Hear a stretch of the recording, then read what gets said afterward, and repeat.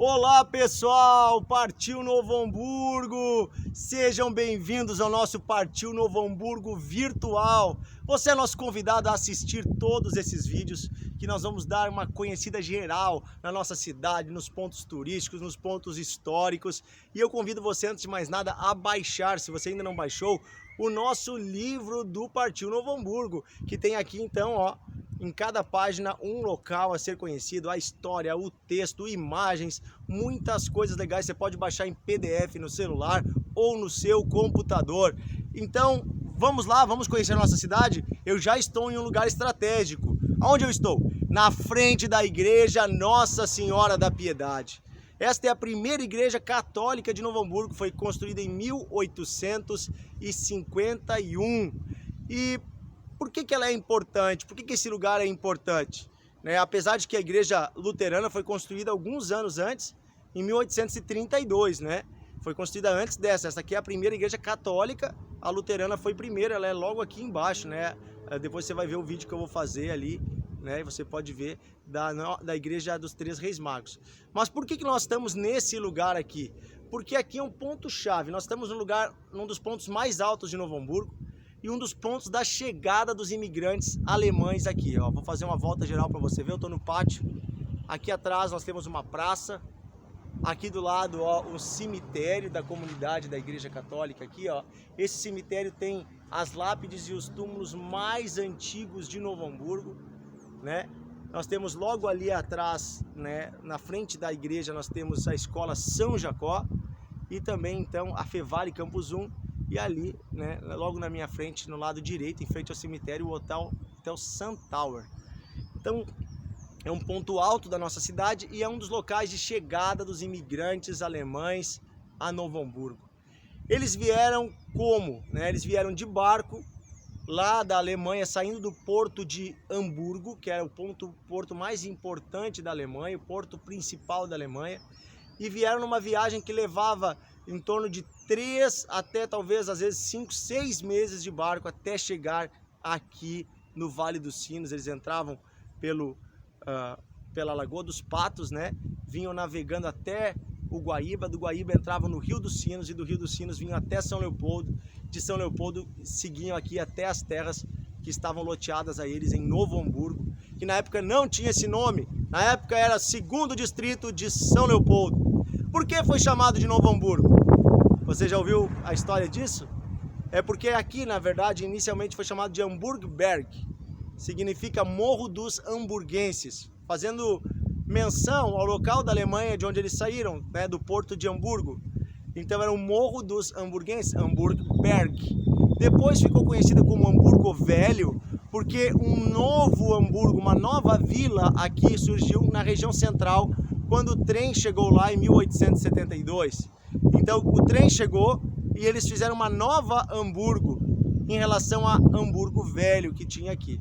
Depois tudo isso vai virar Novo Hamburgo quando for emancipado de São Leopoldo em 1927. É legal essa história. Eu quero contar alguns detalhes para você, porque não sei se você sabe, mas as pessoas que vieram para cá eram na sua maioria casais. Essa era a regra. Para você entender por que eles vieram. A região sul do Brasil tinha pouca gente e tinha muita terra ociosa, muita terra parada. Havia inclusive um risco dos espanhóis tomarem essa região de volta para eles, porque isso aqui já foi território espanhol. Então o Brasil, que recém havia se tornado um país independente, um império, né, tinha o seu imperador Dom Pedro I e a imperatriz, a Dona Leopoldina. De onde veio Dona Leopoldina? Ela era filha do imperador do Sacro Santo Império Austro-Húngaro. Meu Deus, o que é isso? É um país que não existe mais, mas que juntava Áustria, Hungria e Alemanha. Essa região toda lá do norte da Europa, né, germânica, ela era dominada por um império chamado Sacro Santo Império Austro-Húngaro, cujo rei, o imperador, era o pai dela. Então ela disse: papai, estou precisando de pessoas, mande pessoas para cá. E ele disse: aqui tem gente demais, filhinha, vou mandar pessoas para aí. E foi assim que começou essa parceria, né? Havia muitas pessoas lá, as terras estavam lotadas, havia gente demais, precisavam fazer uma reforma agrária. E então decidiram enviar populações e abrir a oportunidade de populações virem residir aqui no Brasil.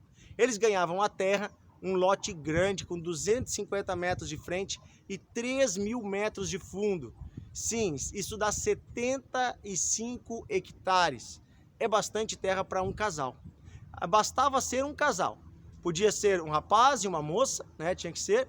E eles podiam ser quanto mais jovens, melhor. Então tinham casais que a moça tinha 16 anos, o rapaz tinha 18, 19, às vezes 20 anos. E com essa idade eles vinham. Muitos casais bem jovens vieram, alguns com filho de colo, com filhos pequenos e muitos deles sem filhos, que vieram a ter filhos aqui nessas terras. Quando eles chegaram aqui não tinha nada, não tinha casas, não tinha nada, só tinha a terra. E eles tinham que fazer tudo do zero. Eles ganharam uns sacos com algumas sementes, ganharam algumas ferramentas, uma enxada, um picão, uma pá, um machado, e tinham que trabalhar nessa terra. Então eles chegavam, eles não tinham nem casas para ficar. Precisavam derrubar as primeiras árvores, construir as primeiras casas, umas cabanas, digamos assim. Mas tão logo eles construíram suas casas, o segundo movimento desses imigrantes foi construir as suas igrejas. E depois foi construir as suas escolas. É interessante que na Alemanha eles já tinham escolas. E aqui no Brasil haviam pouquíssimas escolas. Mas eles trouxeram essa cultura letrada de ler e escrever para cá. Por isso que Novo Hamburgo vai ser uma das cidades que tem escola no período mais antigo do nosso estado. É uma das cidades que é precursora na educação no estado do Rio Grande do Sul, por causa dos imigrantes que vieram para cá. E eles construíram as suas igrejas, sim, e eu estou na frente de uma igreja, começando na frente de uma igreja, porque para o imigrante vindo da Alemanha, naquele contexto, a igreja era o lugar de convívio social. Era o lugar também da notícia, o lugar do conhecimento, o padre e o pastor, porque eles tinham duas religiões na Alemanha, tinham católicos e evangélicos, né? E eles trouxeram essas duas religiões para cá.